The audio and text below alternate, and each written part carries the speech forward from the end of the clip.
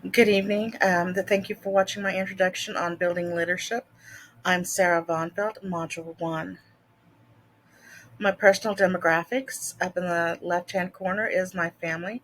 I have three sisters and one brother. I am not married, but I do spend a lot of time with my nieces and nephews and great nieces and nephews, as the bottom picture shows. And I also have a cat named Jane Austen. I graduated from Palco High School. Uh, I got my um, I got a bachelor's of arts in history from Fort Hays State University. Then I went back and got my secondary education in history and social sciences. And I also have a bachelor's of science in elementary education. I have been a teacher for the last 20 years. My first year, I taught first grade in Dodge City. The last 19 years, I have been a teacher at Sacred Heart Elementary in Plainville. I taught 18 of those years in the sixth grade, and this year I am at fourth grade. Next year I'll be moving into the principal position at Sacred Heart Elementary. Information on the stakeholder communication with my students, it's 99% face to face. We do use Google Classroom. I use that a lot with my sixth graders, but I don't use it with my fourth graders. With peers and colleagues, it's almost always face to face. We have a small school of only 8 teachers, so we always meet face to face in the hall or in someone's classroom to discuss what is going on. If it's really important and they're in class, we do text each other. We do have staff meetings once a month, and we do have a staff bulletin board in our office that we put up notices. With our principal, it's mostly face to face, but he is only in our building every other day. So twice a week he's in our building. So if he's not in our building, we have to text him or we need to phone call him.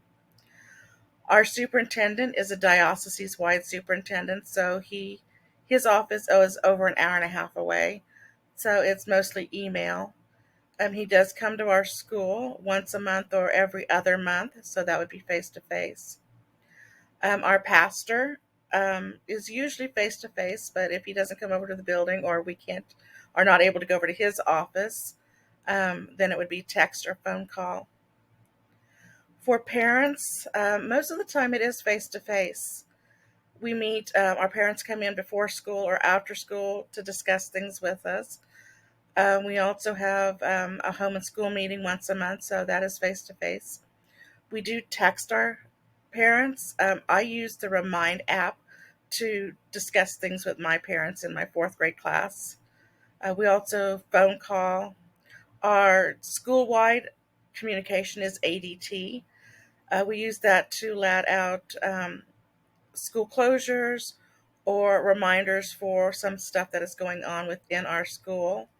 We do have a school newsletter, a Facebook page, a web page, and we also put things in the newspaper, which is both local and the diocesan paper. For our parishioners and on the rest of our community, we do have our Facebook page and our web page. We put a lot of stuff in our church bulletin and in the newspapers, which is local and the diocesan one. For personal introductions, the articles listed a lot of advice when introducing yourself.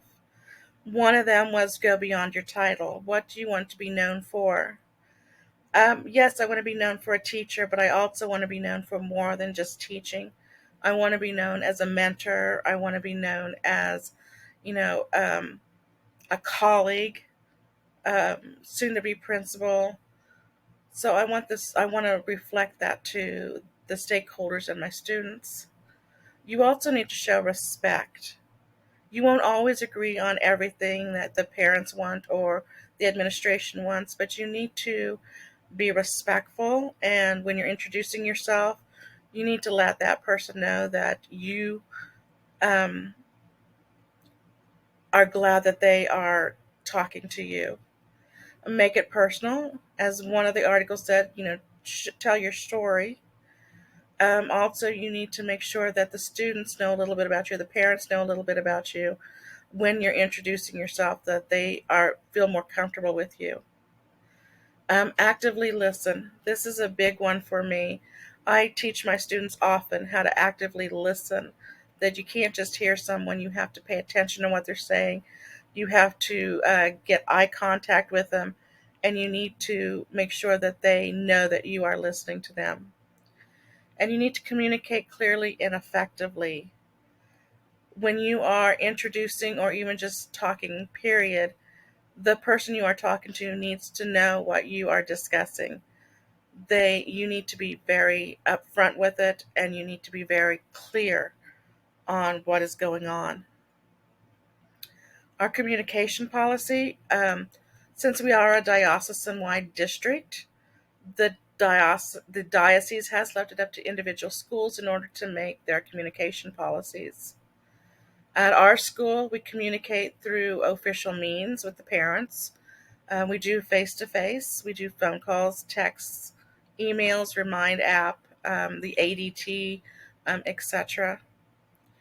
In my classroom, we do face to face, text, Remind, and also the ADT app. The correlation for this class to communicate through oral, written, and digital means within the larger organization, community, and political context when advocating for the needs of their school and community. The article in this module stresses how to properly introduce yourself to your stakeholders. They give valuable advice to use in order to introduce yourself with confidence and authority. The relevancy. This module was relevant in that it showed me many ways in which to communicate to the stakeholders I will come into contact. The articles mentioned many ways that I can show not only my staff, but also the parishioners and community how valuable they are to the school. My personal reflection. Knowing that I am taking over the principal position next year in my school, I have learned a lot about the ways to effectively communicate with stakeholders. It has shown me valuable ways to make my staff feel comfortable and appreciated. After reading about the different ways of communication, I know that there are several communication ways that need to be redesigned or added to within our school.